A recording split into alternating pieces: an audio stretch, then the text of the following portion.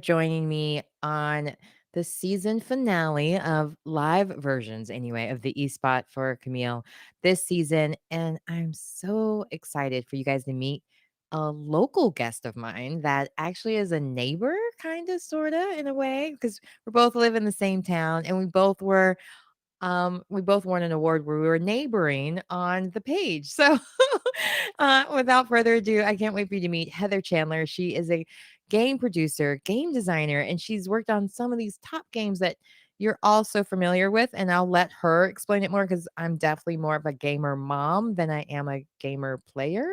So I'm below the noob in that sense. I do know that term. I'm probably embarrassing my child right now. So let me just go ahead and stop and just bring on the real expert about gaming, Heather Chandler. Thank you so much for being my guest today. I'm so excited to finally become a cool mom and learn all of the gaming techniques I need to know, all of the information on how to become a gamer, producer, everything, so I can at least sound cool to my child. So please tell me how you got your start, because I mean, you don't really think of a lot of women working in the gaming industry. So I love that you've worked on some of these top games. So not only have you proven that you can do it, but you've done it on the top level. So how did you get started? And thank you so much for being my guest. Oh, well, first of all, thank you for having me on the show. Very excited to be here. I love talking to people about games and advocating it as a career choice, specifically for younger folks who may be listening, who may not even realize that, yeah, you can have a huge career in game development, or for parents like you that are like, making games, is that actually a career? It looks like you're just sitting at the screen playing, stuff that's not that useful. But I started my career in the game industry a very long time ago. I've been in the industry over 25 years. I started back before the PlayStation had released. I think the first year I worked in the industry is the year the PlayStation did come out. And I got my start there. It wasn't something that I had thought, hey, I'm going to make games when I grow up. I loved sort of STEM stuff, physics, chemistry, biology in high school. I went to college with the intent of majoring in one of those. I actually graduated with a degree in art history, mainly because I'm the sort of person that I like both pieces. So I think one of the things, as I grew in my career, and I'll tell a little bit about how I got to where I am, there is the technical and the creative side to games. And so you don't have to pick one or the other. And so when I graduated from college, I ended up in Los Angeles, of all places, working in the film industry. And I ended up getting an entry-level job at Activision. And an entry-level job in the game industry is like any other entry-level job. You're the person that goes, gets coffee, you answer phones, you set up meetings. But what the opportunity afforded me was the bird's eye view of a full game development studio. Because at the time, Activision had a huge group that made games internally. So I had direct contact to the artists, designers, programmers, QA testers, marketing, publishing, all the people that go into making these games you know and love. Because you may be surprised to find out, like, a game team could be as large as 400 or 500 people. So basically, that's how I got my start. And when I was there, I started kind of talking to all the different disciplines and folks that did all kinds of different things. And that's when I realized that the producer role, which is what I focused on for most of my career, was a great fit for pulling all the pieces together. So one of the things that you learn about making games is it's one thing to have an idea for a game. It's an entirely other thing to actually make a game from it. And so basically I started out on the low rung of the production assistant and worked my way up. I spent time at Activision and worked on like a title called Mech Warrior or one called Interstate 76. So people who were super old school gamers will probably be familiar with that. And then from there, I ended up working at Electronic Arts. At the time, they were with Electronic Arts. Yeah, they do all the sports games. Right. And so like Madden, FIFA, all of that. And at the time I worked there, they were doing something new called online gaming. And so they had this whole big plan where they were going to do these online games.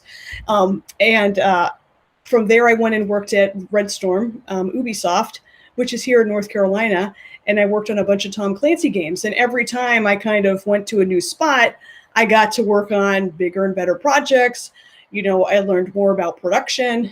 I ended up writing books about game production as a discipline, because at the time, There wasn't necessarily a formal training program. I lectured at the Game Developers Conference and basically really honed my craft because I loved doing it and wanted to get better at it. And then eventually I ended up as the senior producer on Fortnite at Epic Games, which is here. And so I worked there for about 3.5 years and was part of the team that was on Fortnite before it launched. And then I was with them for about a year after the game launched. And it, working on a title like that with the group of people that put a game like that out is just such an amazing experience. Yeah, what is that But experience like? Can you share a little bit for those of oh, us that have kind of only worked on the film side of things? So even like thinking about what a production assistant would mean in animation or gaming, it's completely different. Like they're not getting talent. They're not, they're not going to yeah, grab maybe so many things physically for each person, but I mean, I guess they are still grabbing things, but it's just in a different it's different different things. way. They don't have to go as far within the same building, I guess, in No, that sense. They're not driving off to go get food for everyone. I don't know. Maybe they still well, are, but that actually is not. Yeah, you still do stuff like that. I yeah, they're still remember, doing work. like productionism. I got some great stories. Like I was telling someone the story the other day when I was at Activision. There's a game developer named John Romero who is super famous, and he was the lead designer on a game called Doom when it came out, and he is just a titan in the industry. And one of the things that I did one time as a production assistant, he was coming to California to talk to um, at one of the places where I worked. And so I had to go pick him up at the airport and, take him to lunch. And super nice guy, ended up driving this guy around. And honestly, if you say John Romero, think the equivalent of like Russell Crowe. Like it's that level. And people, oh my gosh, you got to drive John Romero around. And so those are like the sorts of fun things you do as a game production assistant, which I'm sure is similar to sort of movie stuff. But a lot of what you're doing, even as a producer, is helping. I say you're the heart of the team. You sit between all these people that are very creative, and that includes engineers. Making games is a creative endeavor, so you have to be technically creative, you have to be artistically creative, and as a game designer, you have to think about how you're creating an interactive experience. So it's different than movies in that regard as well, because we have to consider what the players are going to do in the game. Are they going to break the game? Are they going to find bugs or edge cases that we didn't think about? And so the producer is there to help all those people be set up to do their best work. Mhm. So you were there to shield them from the distractions. There's a lot of, sort of admin business stuff that happens on the game side. You're there to solve problems. So if art and engineering are disagreeing about how a game feature or something might be implemented, you're there to arbitrate and kind of help them sort through all the different approaches and pick the one that makes the most sense. If there are, I remember one time when you used to ship games on computer discs, and they would be sold at a store. One time, my boss came by my desk, and this is when I was still in production assistant mode, and he said, "Do you have a valid passport?" And I said, "Yes, I do." And he's like, "Well, would you be willing to fly to London tonight to take this computer master? They had like a gold master disc to London so that we can get it to the place where they're going to mass produce all of this and put them in boxes, because at that time you had to take your gold masters to the various countries in which you were distributing the game." So I got on a plane that night, flew to London, took the disc in. I'm like, basically, here's your disc. And then, got to stay in London for the day and explore. So just, you do whatever it takes. I like to say producers may not contribute directly to the game with art design or engineering, but we do all the other things that help art design and engineering do what they need to do. Okay. So one of the perks of living here locally is that you can sign up to be like a tester with some of the games. And since back in the day, I used to love, well, I wouldn't say I use the word love. Well, actually, maybe I would use the word love. I used to really love watching this TV show or this movie called Grandma's Boy. It's completely dumb, but it's so funny because you're just like so unexpected because you have to watch it. Please don't judge me. It's really funny, but it's about these well, these two different generationals, I guess, of people who work at a game company, game production company, and it like they're competing to make the most coolest games. And I remember thinking like, wow, what a fun place to work because they had like a really cool break room with the pinball machines and just all these different fun, different chairs and just really booster that creative atmosphere. And I wonder for you, what was it like when you first started working somewhere that was a game office compared to, I guess, whatever you were expecting to be? And Yeah. were there any hurdles that you had to overcome being a woman? Because even in that movie, the head person, I can't remember everything now because it's Yeah, probably been she at was the least lead 10 or 12 producer. years. Yeah. Okay.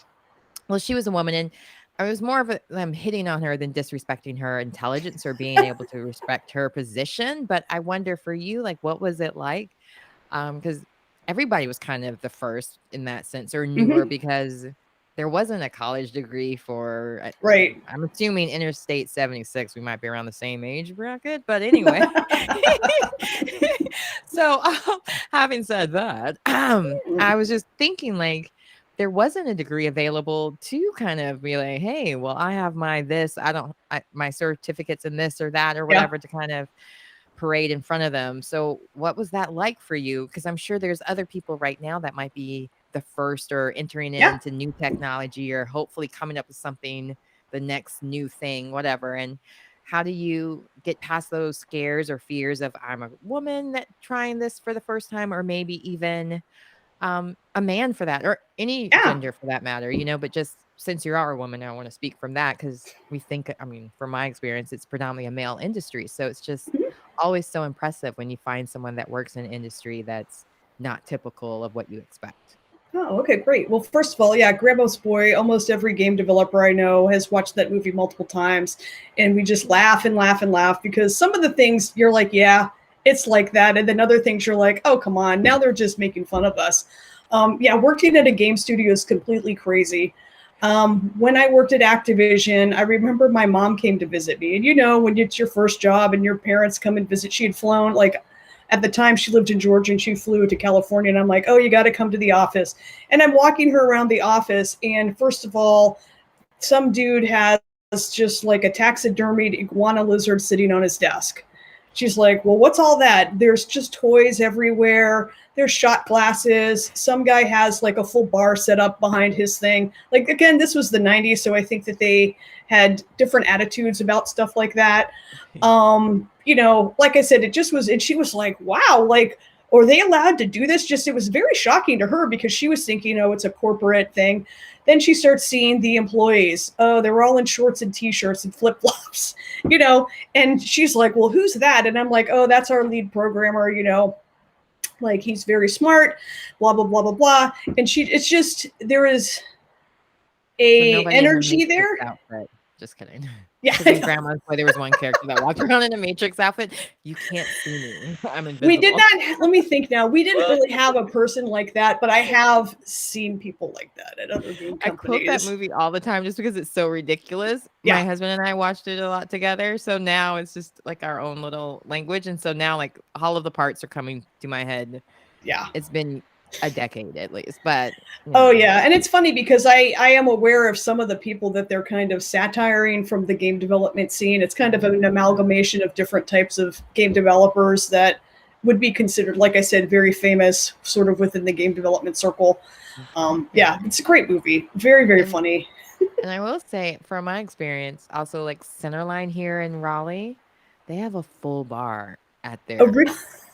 so Wow.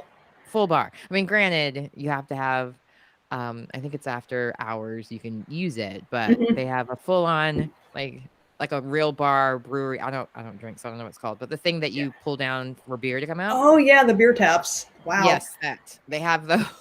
At Epic, And they at the time have. that I worked there, I did drink, and so we got to drink real drinks for the commercial I was shooting there. Like, yeah, I could get used to this lifestyle. But Oh, it was it's a so lot of the fun. toys were on the offices and different things.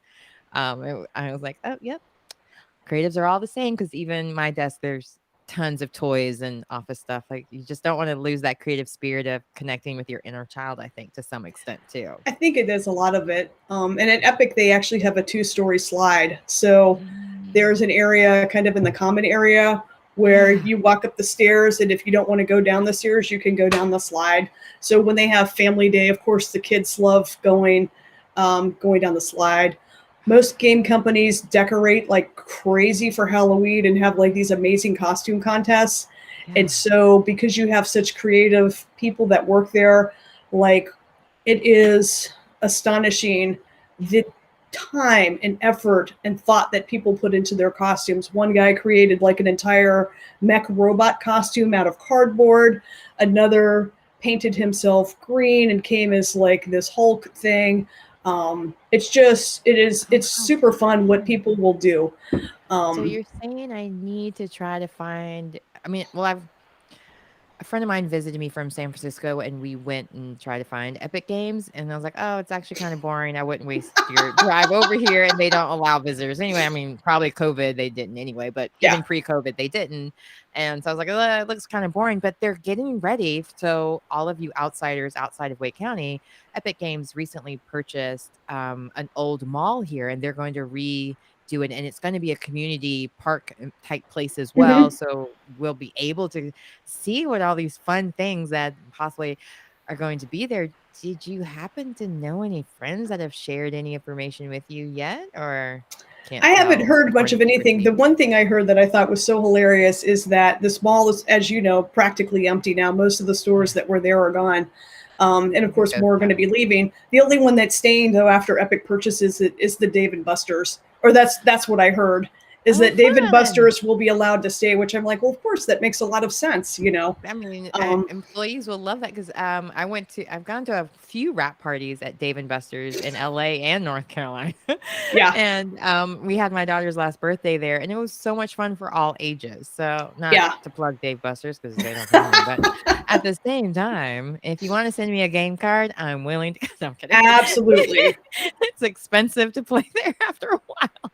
That's why So, you they have just to like know how to multiple. min Yeah. max it. Like going to Dave and Mhm. Buster's is just like any other game. And I forgot what my formula was, but there's one day a week when you get double tokens.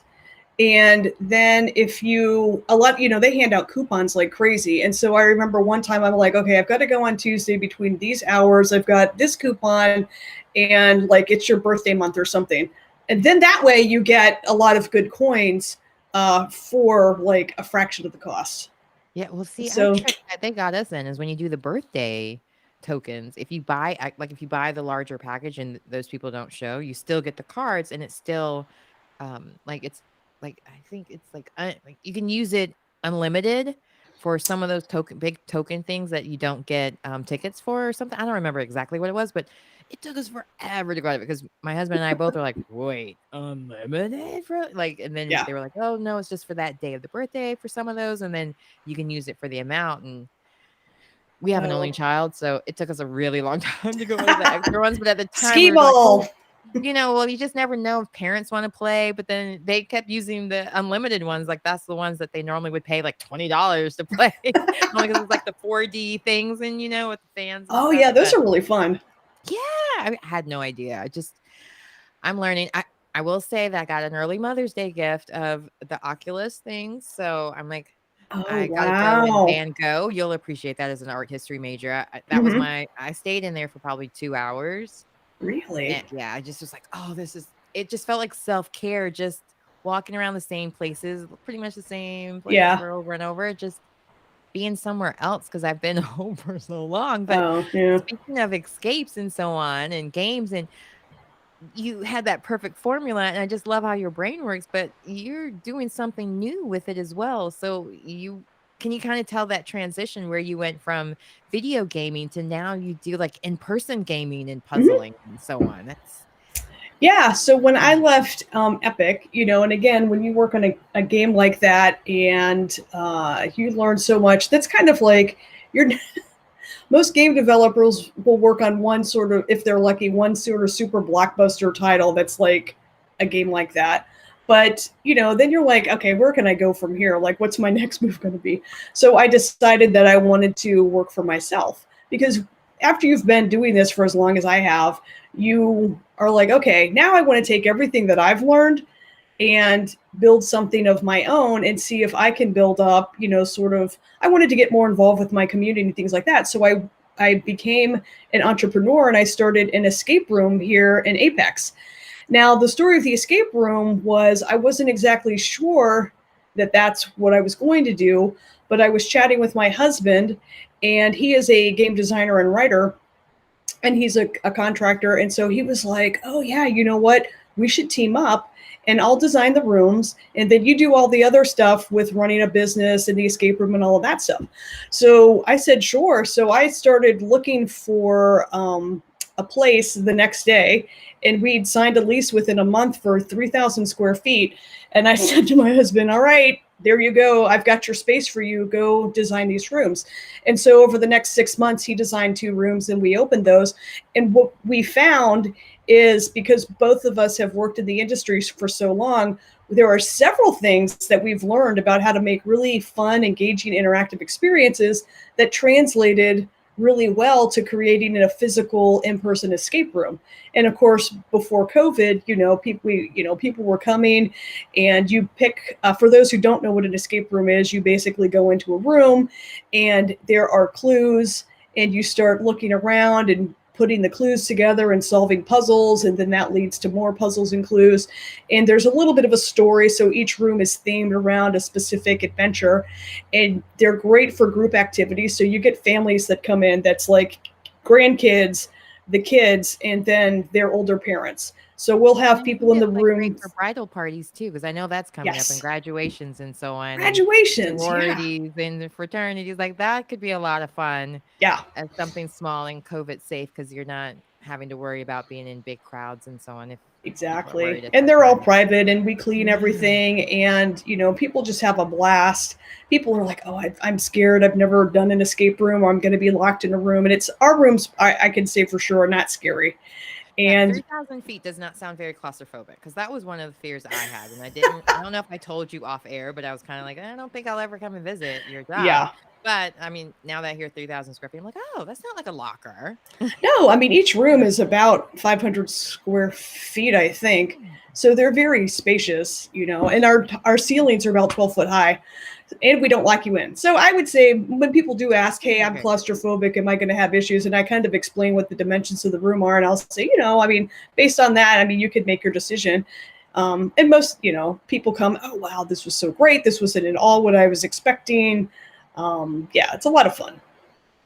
I'll have to keep that in mind, because we have a summer birthday in our house, and at 13, you're like, "What do I do?" Like, Oh, it her is actually friends, I don't perfect for even know that their phone age. numbers and stuff, and so it's like, and she loves that kinda thing, so I'm like, "You just gave me great ideas." So, Yeah, because check it I'm out. known for giving big birthday parties, so I'm like, "I don't know how to do small, but this will be small and fun and great for all of us." So, Hmm. that's exciting.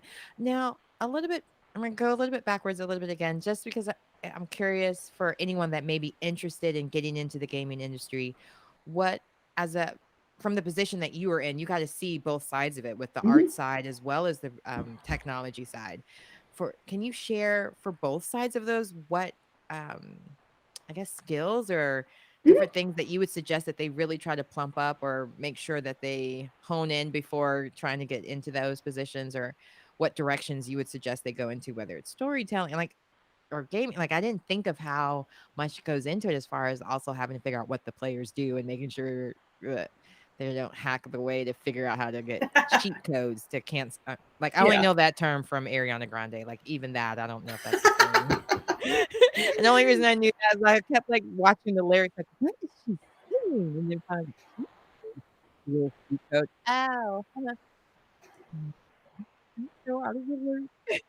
Oh I goodness. played Atari, I played Mortal Kombat, so I'm very excited to watch the movie, because I'm like, "Ah, something for my genre." Yeah, I Maybe just for watched people. it the other night, Oh, was and it any good? it's good. I mean, it is what it is. Yeah. It delivers on what it's supposed to be. So I I would mean, I'm say not yes. expecting much. I'm not expecting Father or Nomadland, or I No, don't even know how to say it, but I'm not expecting that from Mortal Kombat. I you're want it not to going be to watch it because entertaining. you think it's an Oscar contender. You're going to No, watch it because it's got things that are violent and finish her or basically him. violent. Yeah. More him than her, but yeah. So, Yeah. back to my original question. I got off on a tangent there because of Mortal Kombat. But so for you, what advice would you give? Because I know you also teach classes, so this would be Mhm. a great way for them to kind of get an idea of what your classes also offer as well in that sense. Yeah, so I mean, to kind of touch a little bit on a question that you'd asked before, but I didn't really give a good answer to. I do say the game industry is definitely looking to hire lots of different people in different roles, women and all of that. They want to be more diverse. So that is a place where I think today it is definitely interested, and it's with open arms saying, hey, if you think you want to make games, please don't be put off because you're like, oh, I thought that it was just a male dominated thing for, white males or whatever. It has changed quite a bit. When I first started, I never really had an uncomfortable feeling being, and oftentimes I was the only female Mhm. because I was very focused on what it was that I knew I wanted to do. And I had a very clear idea of how I wanted to grow my career and skills as a producer. And I was never afraid to ask questions. And most of the time, I would just go up to people and I would ask questions, and I was interested in what they're doing. And of course, as you know, people love talking about themselves and what they do. And that is a great way to build rapport and to let people know what you're all about. And generally people were very nice about the whole thing. One guy that I worked with, he was a programmer. He said, I can see that you're really interested in this. Why don't I put together a programming class, and because you were asking about it and there was another woman who was interested, and I'll show you kind of the basics of programming because that'll help you, better talk to programmers as you grow your career. So people would do stuff like that. I had a mentor. So it is an industry that today for sure, like, don't, it does get a lot of negative press sometimes for certain, incidents, but generally I would say it is open for business. And if you are thinking, hey, I want to work in the game industry, like what would that take? You know, there are many different positions, and I'll kind of talk about it from there's the technology piece. So that's computer programming, basically.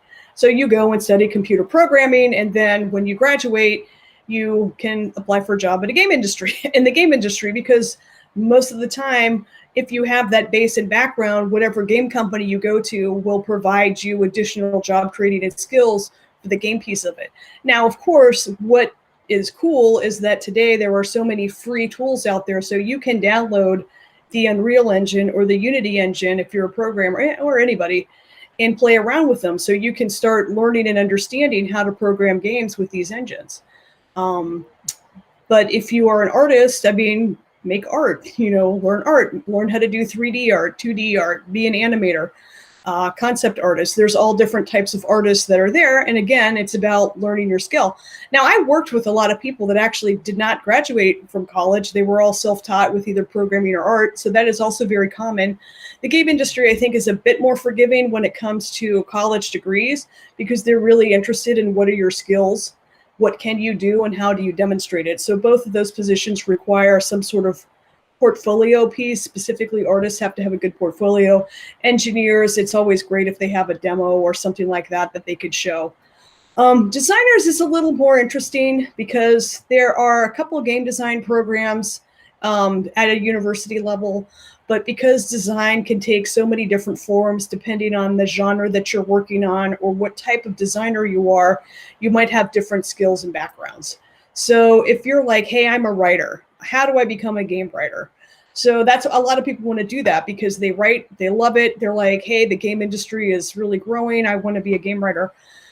That, a lot of times when people are interested in writing or designing, I say, first of all, play games, play games that you don't like, play games that are bad, and start analyzing how do they put these games together.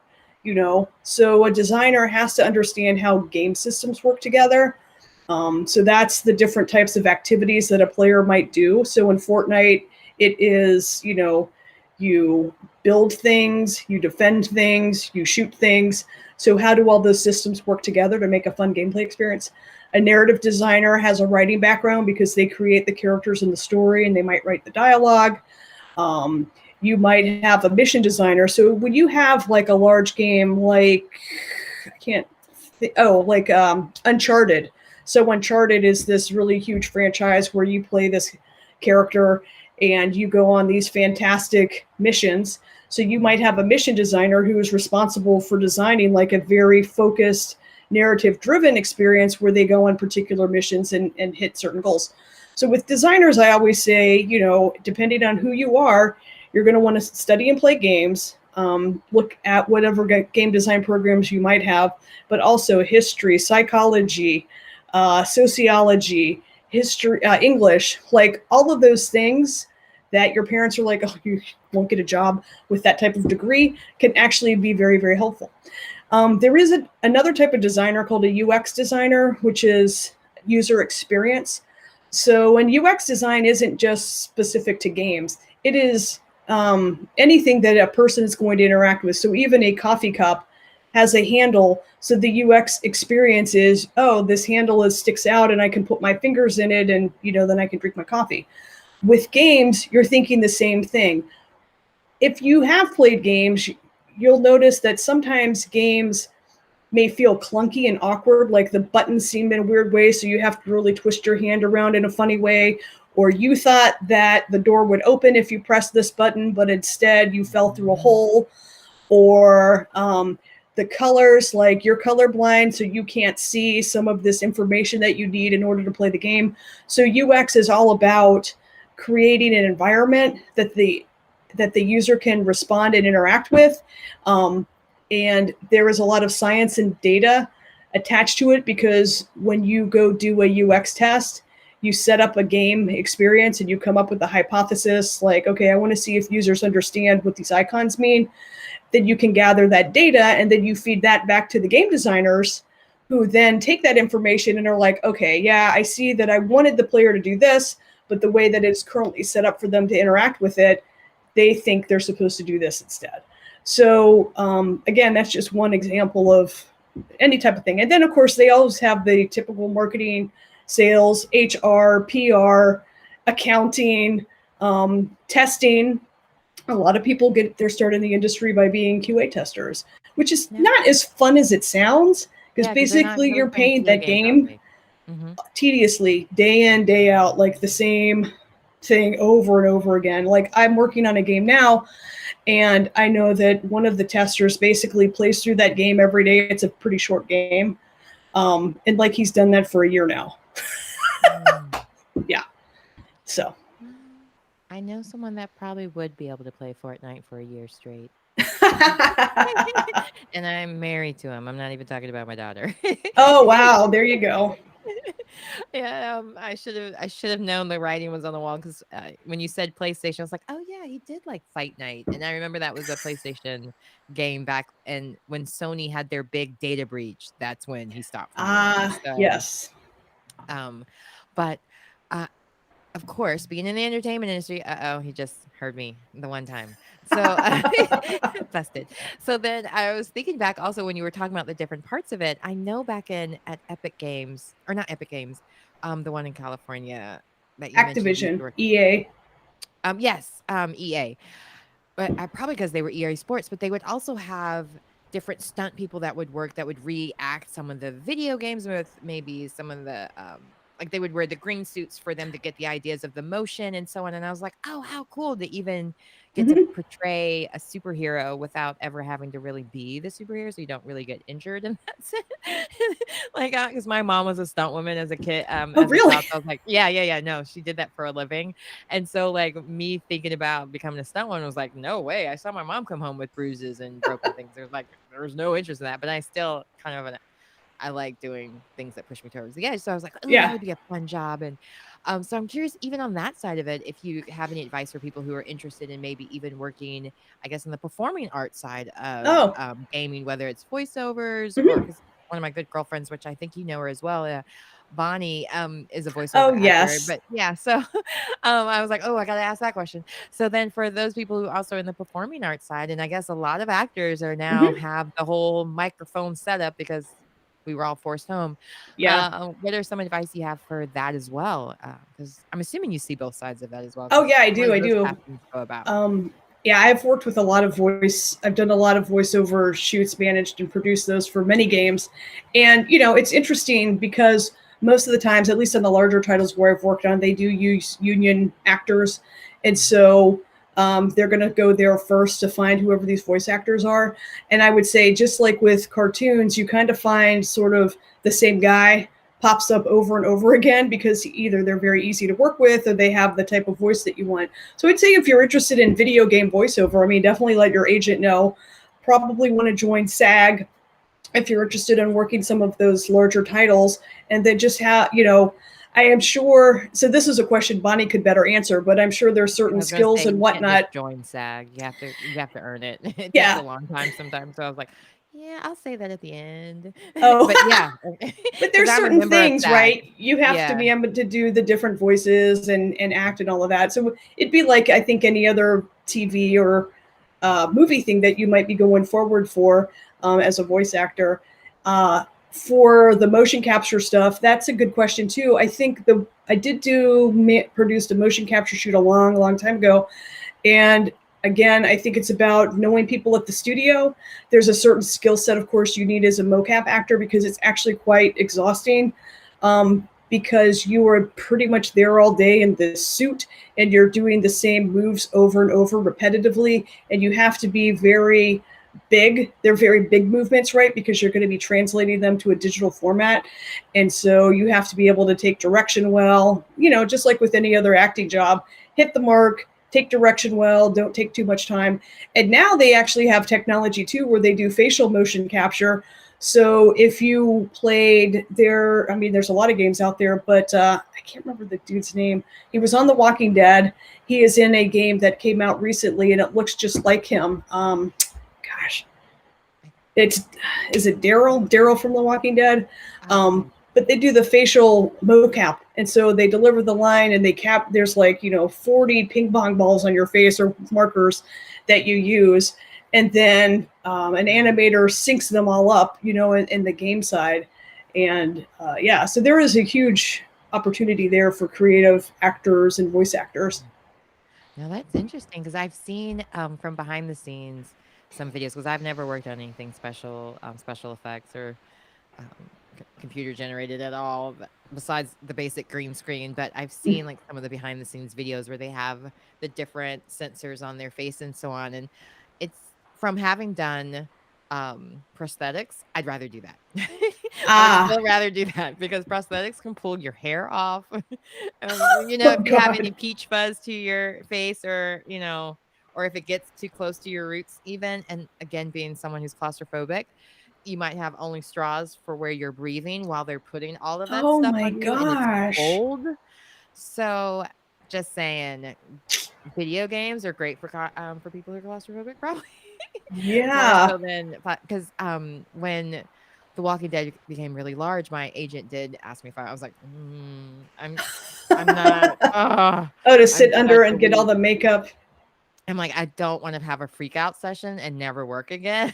But at the same time, I was like, I want to do it, but I'm scared of losing everything I worked for because I freak out when they start Right. putting this because I did one thing, but it wasn't very extensive, so it was easy to get out of it, and I've done, Mhm. like, some mascot things, funny enough, even for Lenovo, and, it wasn't that bad because, like, I had it was just a head thing, but I did the Chick-fil-A cow, and that was Wow. not so much fun because I was Yeah. completely covered, and so as soon as I could get my hands out, I was fine, but Dang. oh, that thing was so unbelievably hot. All you could wear underneath it was a swimsuit, otherwise you were Oh, really? sweating. It Wow. was I have new so respect hot. for seeing people in those costumes. Yeah, me too. Because in high school, I'd done some parade stuff and, being a high school jerk maybe, but, you're like, "Oh, McGruff," like, joking around, seeing him, and now I realize, wow, he had a really hard job. After you played, you have a lot more respect, especially the ones that can do the flips and everything. I mean, Oh the gosh, Chick-fil-A one while is like wearing the 20 pounds. costume? Yeah, like, I don't know how they do all of that because That's it's really amazing. heavy and hot, but I mean, I had a much heavier, bigger like, there was no way anybody could do flips than that, but for Yeah. the football, I have a lot more respect for them. They deserve all the scholarships because they're hot and they're not getting any recognition. Nobody even knows who they are doing it. So, I want to make sure that I get to share everything that about what you're doing because I think it's important to also, now that I talked about my childhood stuff, that you're doing so many different things to also help young children get involved because I know there's that critical age where a lot of times with girls that may be interested in math and science, once they hit puberty, sometimes because maybe they're more shy or maybe they're overlooked because the men are, I mean, not the men in their class or the boys in the class are just more dominant in that sense, or Mhm. they're just given that okay to be dominant in these certain fields. So I'm loving that you're kind of encouraging more girls and even boys in that sense. I'm not saying boys shouldn't do it, but I'm just saying in Right. the sense that right now girls need more attention in that or just to bring them back into the folds. So what different things are you doing and what can you share for people who may be outside of Cary that would Right. like to bring or implement those kinds of things in their area too, or can do it virtually with you if you have those options? Oh, yeah. Well, one of the things is I was very honored about a year and a half ago to be selected as a triple AS if then ambassador, which is basically it's 125 women that they selected from across a variety of STEM disciplines to help advocate STEM education to middle school and high school girls to get them more excited and involved. Because, as you said, that's when interest starts dropping off. And these women are amazing. Like, I feel super intimidated. There's a bunch of PhDs. There is the woman who is she is a pro hockey player. There's a woman who's a senior programmer at YouTube. They have game development studios and all of this. And so we are all there kind of working forward on our mission. And so we end up speaking a lot at, schools, middle schools, high schools, done tons of conferences where it's like, hey, let's get girls, kids excited about STEM. One of the neat things they did actually, and they just announced it on Monday, is before the pandemic, they had gotten all 125 of us together in Dallas, and they had done a full 3D body scan of each of us. And so from this full scan, they created these life-size statues, and they were supposed to debut it in May I of saw your award. 2020. Yeah. Yeah, it's the largest statuary exhibit, and it is the one that features all women. One of the stats they found when they were kind of looking at just statuary in general across the United States, like out of the thousands of statues that we have, and we're talking about go to the park, the Capitol building, wherever, like less than 10 of them were female. And so that is one of the things that they did to bring attention to STEM education, women in STEM, and to get kids excited. And so now it's set up at some place in Dallas, and they're all 125 in this big courtyard, and you can go and walk around. Um, I don't know what they're going to be doing with the statues when the exhibit's over, if they're going to do a tour. I know that they had some set up at Central Park a couple months ago to kind of do a little bit of a preview, but it's stuff like that. And then we work with there's something called the National Girls Collaborative Project. So if you have a daughter and also a son, I mean, it doesn't, just because these have the word girl in it doesn't mean that you won't find activities that your son would enjoy as well. But as you know, the focus is, of course, getting girls excited about STEM. But the National Girls Collaborative Project is a great resource if you're looking for books, activities, or other sorts of things. So we do content for them. I've got a couple projects that I'm working on that I haven't announced yet, that I'll probably be announcing them in a couple months to, again, get kids excited and engaged about STEM. I can say that it revolves around games, but not computer games. So different sorts of ways to teach kids and get them excited about STEM using games is sort of that inroad with them. Because as you know, kids love games. And so if you meet them where they are and show them, hey, that thing you love doing? Like, what if you could make that yourself? They get very excited. Right. I used to take my daughter, obviously before COVID. I feel like I should stop saying that because Yeah, I obviously, know. People have to but understand. yeah. So at the Apple Store here locally, they would offer a lot of different classes where you could, I can't remember the name of the program now, but you would learn how to code, and they would have a day of code, different classes, or editing and video games. Like they did a lot of different classes there that they offered free. Just Mhm, an FYI for those of you that may be interested in getting your kids into programs that might be in your area because I do believe they are offering some of those virtually now. mhm. But it just sometimes just having that ability to expose them to new opportunities, new ways of doing things, and Yeah. um, I loved being able to see that with her, and like with the different games.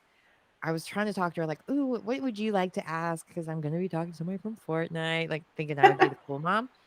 And I was like, "Oh, what do you think about like an interactive game that would be educational?" She was like, "Oh my god, everything has to be educational with you," or Hmm. and I'm like, "Okay, never mind. I'll stop talking to you.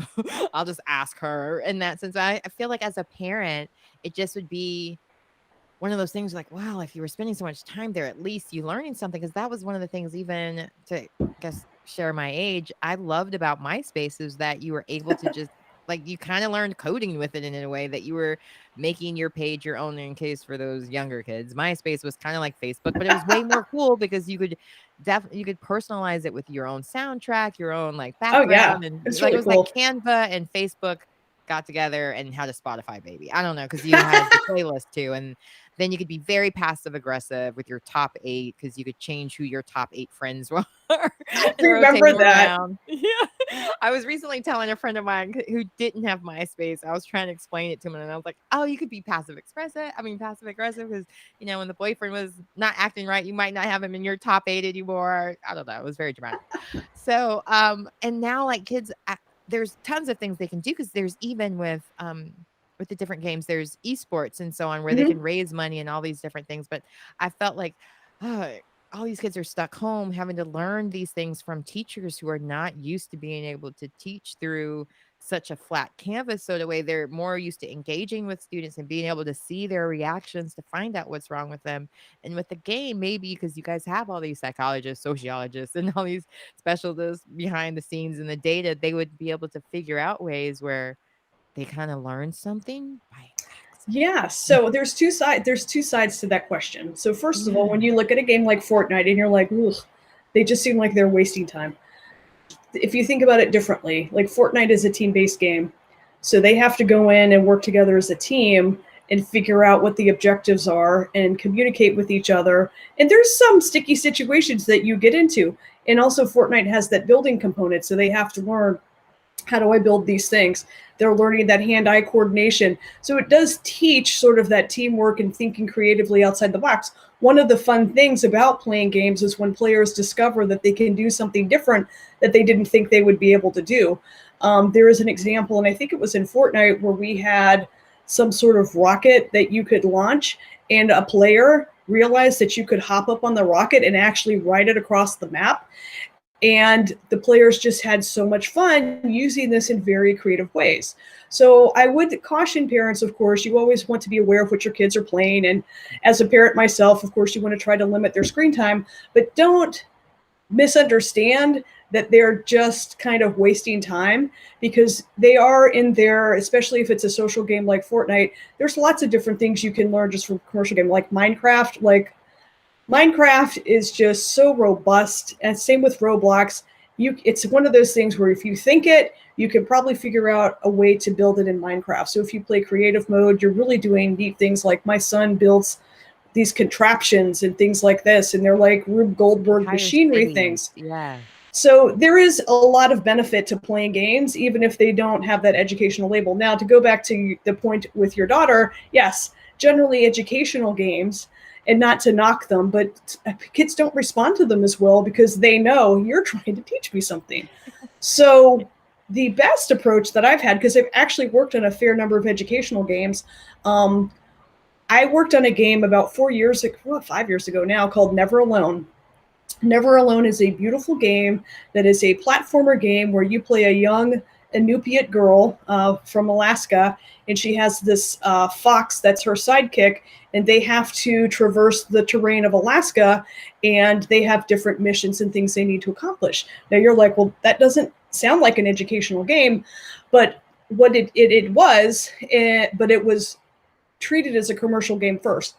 This game came about because the Cook Inlet Tribal Council, which is this group up in Alaska, um, they were trying to figure out a way to get kids excited about technology and excited about their Inupiat culture. And so they wanted to make a game. and they found this game company called Eline, who I have ties to them. It's a whole long story, but they said to Eline, "Hey, we want to make this game," and so I was involved in the project, and we worked. It was a co-development effort between the Inupiat tribe and the game development studio, and the elders reviewed the game. They provided content and feedback. We got the teenagers involved, so the tribe directly participated, and so all of the things that you see in the game that are about culture and their stories and their lore come directly from the tribe. And so that part was the entertainment piece. And then, in order to further educate people who were like, wow, this was really interesting, we did a series of mini documentaries called Insights that as you play the game, you can unlock them. So, for example, in the first level, she gets chased by a polar bear. It's not a huge spoiler because it happens pretty early in the game. So then after that happens, you get, just like in a game, you get a reward. Hey, now you've unlocked this insight, a mini documentary about polar bears. And so it's a 2-minute documentary.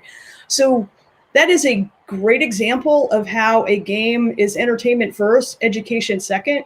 And it did very, very well for the type of game it was. It was an independent game. It went on to win a bunch of awards. It won a BAFTA. And so that same company has also released a game last year, which I worked on, and called Beyondblue, which is about the ocean. So again, it was an entertainment first game. You swim around in the ocean and you do these different things, but it was developed in conjunction with oceanographers, scientists, the Ocean X people, and some other foundations. And it was all about making sure that we were showing the science of oceanography and our planet and our environment. So again, and it also had documentary insights.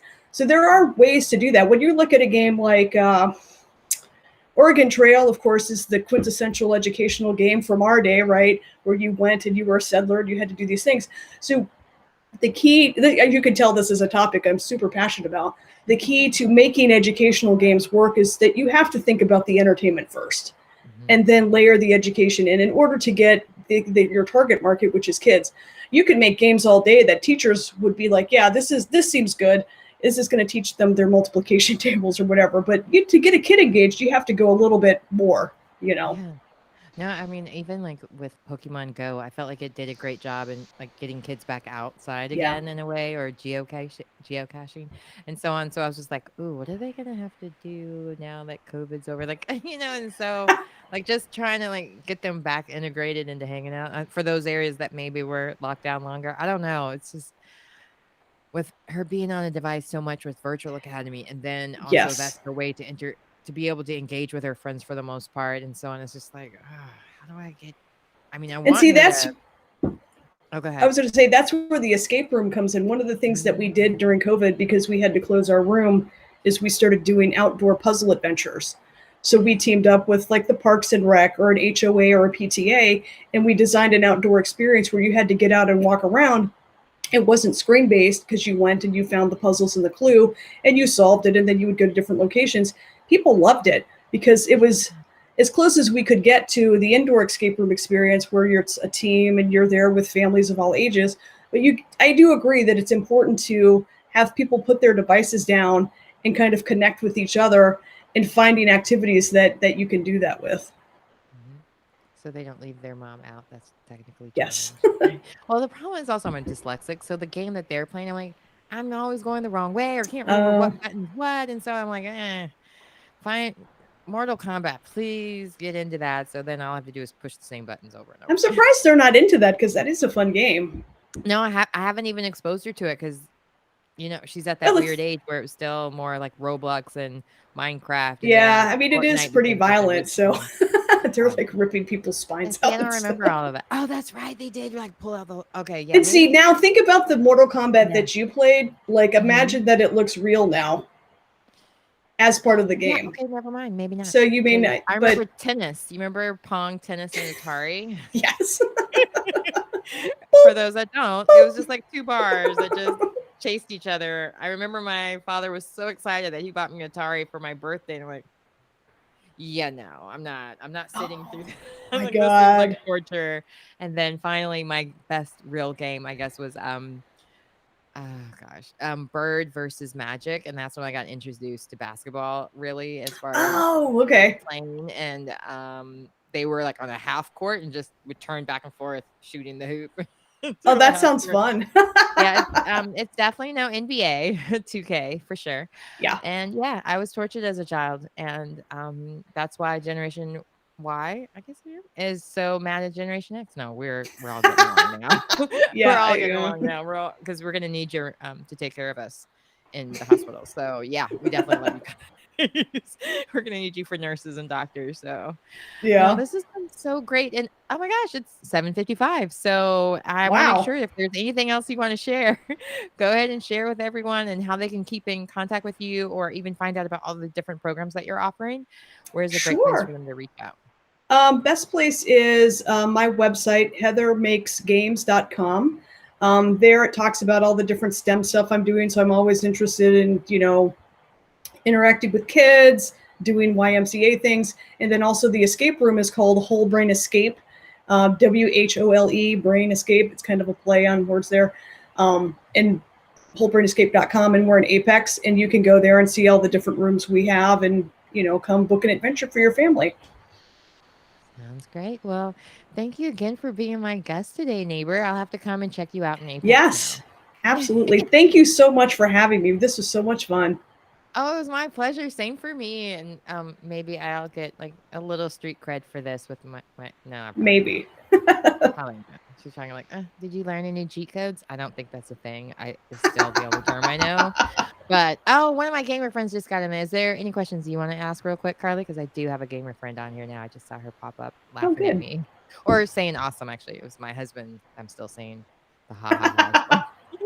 Because full disclosure, there was a time that the only way I could get attention was standing in front of his fight night games. So, Yeah, I was like, I went from Fight Night to Fortnite? What how is this happening? I I need a know. mom's night Yeah, that's you and I game. should totally do that. We should do Mom's Night. Yes, for sure, at Whole Brain Escape, okay? Alright. Well, again, thank you so much, Heather, for being my guest, and thank you everyone out there for watching. This has been so much fun, and I really appreciate it. I feel a little more, educated on the gaming world and just everything that it entails, and I'm gonna have to watch Grandma's Boy and have a Yes. lot more fun with it. Yeah, you will. It'll probably be like, oh, okay. I feel like every time I reach into the oven, I remember Grandma's Boy 'cause I'm always like, "Oh, where's my oven mitts?" Like, that's the number one like, there's just different random things I'm like, "I would never do that," and now that I'm at that certain age, there's just certain things you're like, "Oh, yeah, I have to remind myself sometimes because you just get in autopilot and forget." Yeah. So, this has been a great time, and I really appreciate it. Well, thank you very much. I appreciate it that you had me on here. Alright, well, you have a wonderful night, and I will see you around. Thank you, Okay. everyone, Thank for you. joining. Oh, absolutely. Thank you, everyone, for joining the eSpot with Camille, and this is the last live episode for the season, but I will have a very special, episode tomorrow at 4 o'clock where I will have, actually, sorry, I will have my guest tomorrow will be George Floyd's uncle, Roger Floyd, who is starting the George Floyd Memorial Center here in Raleigh, North Carolina. Well, and he's going to have some of his chairmen as well with him, and the Raleigh Police Department's. Well, he's part of the Raleigh Police Protection Department's spokesperson. He's also the vice president for the Teamsters. Rick Armstrong will also be my guest, and we had a very deep conversation about what's going on in the community and what we can do to really try to build bridges. So that conversation was pre-recorded just to make sure everyone had time to really get what was on their mind and off their chest. And it was all in a place of love. So that will be on tomorrow at 4 o'clock. I really hope that you would get the chance to watch and listen to it. It was a great conversation, and they have a lot of great initiatives that are coming up on May 25th, which will be the anniversary of George's passing. And on that day, it's going to be a day of enlightenment. The goal is to make it a day where we all celebrate his life and try to really build those bridges that we're capable of. So, again, tomorrow at 4 o'clock. Thank you for tuning in tonight. Thank you again, Heather, for being my guest. And thank you, everyone, for watching. And I'll see you in season 3, the eSpot with Camille, CamilleCower.com. Thank you so much.